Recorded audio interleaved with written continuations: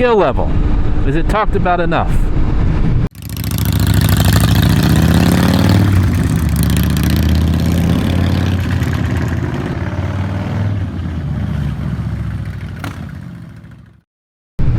Good morning, Anonymous Biker USA. First time here, hit that thumbs up, smash that subscribe, and let's keep growing the channel out here on the 2024 Kawasaki Z900. I just got done a rather spirited ride in the mountains, and I saw levels all over the place of riding. Good, bad, and indifferent. And I thought, do you all ride within your skill level? And do you honestly assess what your skill level is? So for me riding, I'm an average rider. I try my best to watch a lot of educational videos with Champ School, enrolled in their online course, and I try to absorb as much as I can and then apply it to the road. And I do have specific days where I will go out and just practice techniques. Whether it's lane position, whether it's body position, whether it's adjustments, whether it's trail braking, whether it's emergency stops and swerves. And then, not on this bike, but on cruisers, I'll do some slow speed maneuvers in parking lots, things of that nature, just to stay sharp, because we can control only so many things when we're out here, right? So, regular road, I'm just in suburbia here. We got traffic going all different kinds of speed, right? So I would rather here throttle it out and get out of that log jam, so I can then safely, right here, create my bubble again of distance. And these are things you learn as you ride to help minimize your risk, to hope that you enhance your fun. So things are under our control. Oh, see that? Left-hand turn, didn't even see me. Now, perfect example right there. That car shielded me from that car and didn't see me. How can I avoid that? Time to learn. Approach an intersection, always covering the back and front brake. I don't ever accelerate. I actually take off the throttle, slow it down a little bit, scan, back and forth, go through the intersection. Now, if I see somebody that's going to make a left, because as we know, left-hand turn in front of a motorcycle is usually one of the culprits in problems. That, along with riding above your level and speed. However, I try to lock in on that car and literally will stare at it and count 1 1,000, 2 1,000, 3 1,000. Because although you think they see you, and they probably see you, see, here's another situation. I'm going to use that truck as a screen. But they probably see you. However, from the time it registers, neurologically send the signal up to the brain to be like, oh, moving object, so many feet per second, oh, it's on me. By the time that happens, it's a good 3 seconds. I mean, it's quick in human physiology, but if you give people, because you don't know the age of the driver, you don't know eyesight, you don't know hearing, you don't know anything about them, so you got to assume, I don't want to be moronic here, but assume deaf, dumb, and blind. Every rider, every driver, deaf, dumb, and blind.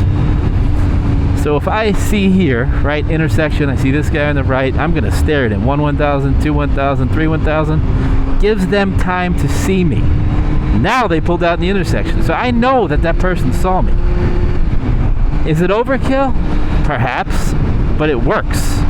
Because I noticed when I do slow down and I count to 3. 1 1,000, 2 1,000, 3 1,000. At the intersection, especially people trying to make a left in front of me, it delays it enough that people recognize that I'm there. I don't know if you guys do it, but it's always worked for me, so I figured I'd share it, whether it's stupid or not. I don't really care. It works for me. So, things that we do when we're out, whether it's lane position practice, like I said, body position,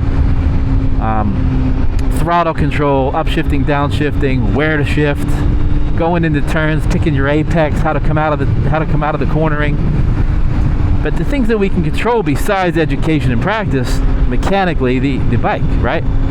Making sure your brakes are good, making sure your tires are good, making sure your tire pressures are good. Tire pressures are critical. Check them. I know it's a pain in the butt every ride, but there's a reason they have tire pressure. And make sure, like if you're on a sport bike or a sport naked, make sure your tires are warmed up. And this is not warming up your tires. This is not NASCAR. This is not F1. And this is right from Champ School. Best way to warm up your tires is a series of hard accelerations and a little bit more aggressive braking. It'll take your tire through certain cycles and heat it up appropriately. So when you're ready to ride more spirited, you're going to have that more contact patch available when you are in turns or riding spirited. So, you know, like I said, suburbia here, right? We're creating our pocket. I got enough distance. Nobody next to me. I'm nobody's blind spot. Blind curve coming up on an intersection, red light, and I know there's left turns up here. So I'm just going to cover my brake. Slowly start to decelerate. Now that guy's, I'm getting out of his way. Right? Scan, scan, scan, scan, scan. Nothing. Good. Clear. Accelerate out of the intersection. Always just trying to minimize risk. Here, you see this guy can come over, I slow down, let that person clear, speed up, pass. Not saying my way is the right way, but I got a lot of miles under the belt so far, and all different kind of riding styles and bikes that I have had, and I just know that they have worked pretty well. So now, you could do all of that, and for sure something can happen without a doubt. I am not saying it's foolproof in the least, because, you know, with people distracted for all sorts of reasons, anything can happen. You know, see, like here we're getting bunched up. I don't like being bunched up, and I try to eliminate red lights because I don't trust people coming behind me. Now you see that? I'm going to be right in their vision here. Stare, bam. I want to be as visible as possible. It's almost like, you know, you're in the woods and you make yourself large. Hey bear, see me. You want to be as visible as possible at intersections. So, I mean, sometimes you can be stupid and just pretend you're waving. It catches people's attention. If you suspect or you lock in on that front wheel and you see that wheel starting to roll, that's what I do. I look at the front wheel of that car, and if it starts moving, obviously I'm covering my brake, but I'm like, whoa, whoa, whoa, whoa. Whatever you can do to make yourself visible. It even comes down to your gear. Are you wearing high-vis gear? Are you blending in? You know, there's a lot of ways that you can minimize the risk as much as possible to try to enhance the fun. So I just thought about that on the ride home because I saw a lot of stupid stuff. It's a very spirited mountain that we ride, and I know people get together and they push their limits and they try to impress each other.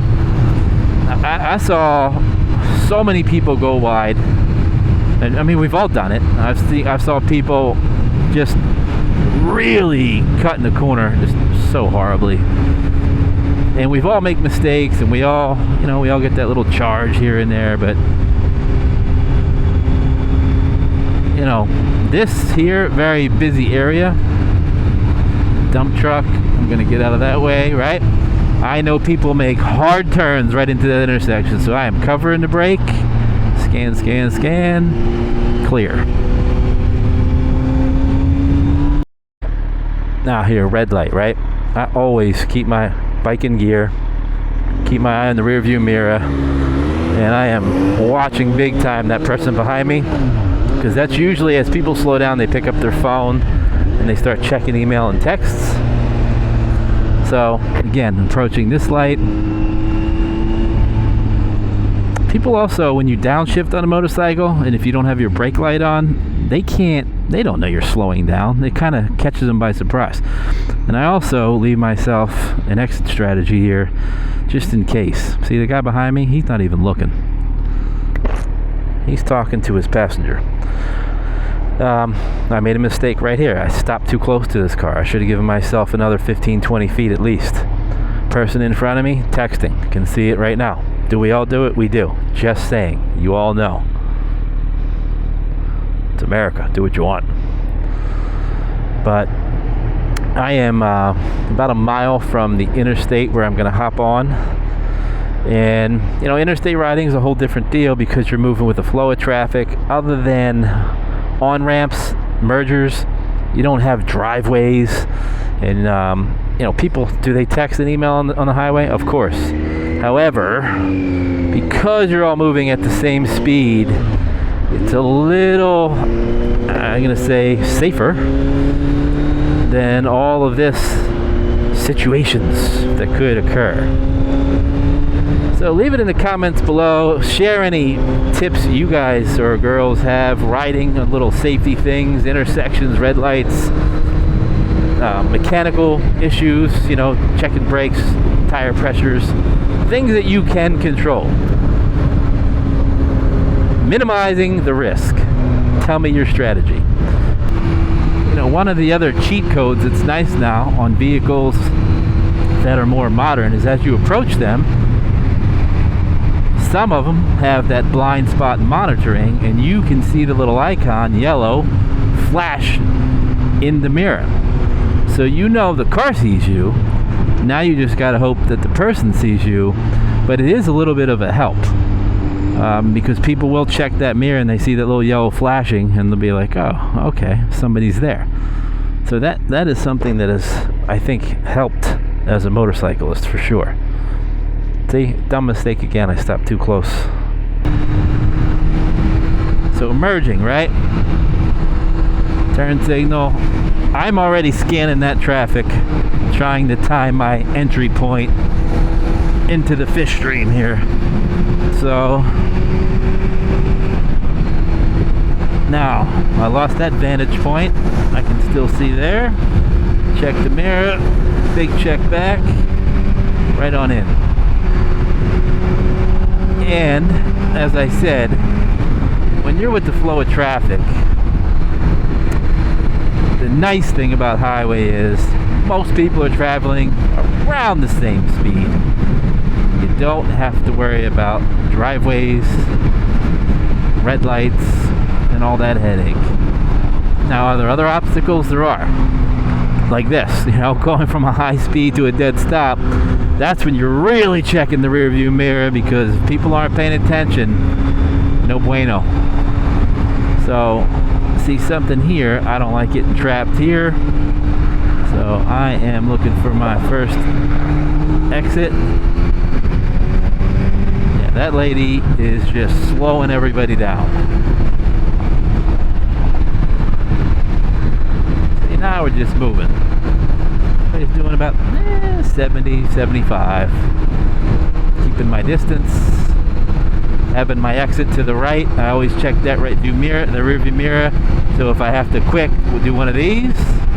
I have clearance. Clearance. So always make sure you have an exit. And look, it's not the best situation, but when in doubt, if you got a shoulder, use it. And I'm not saying to pass people or anything, but if it's to get out of harm's way, that's roadway. So here, gotta slow, gotta check, get over. See, that guy started zipping over in my lane. Texting. You'd think I would planet all these people to do this on command, but nope, daily occurrence, unfortunately. I know, here's another thing. If you see a car that's all banged up and has dents all over it, it's missing a bumper, what's that tell you about that driver? Gives you some clues on maybe they've had some incidents in the past. May not want to be riding too close to them, right? So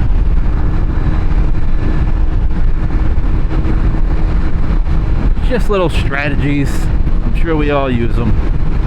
Staying in your bubble, keeping your safety. Always checking your mirrors, head on a swivel.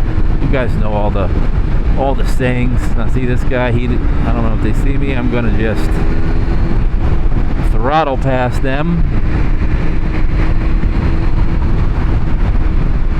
You guys can't see it, but all those rear view mirrors had blind spot monitoring because I saw myself show up on it.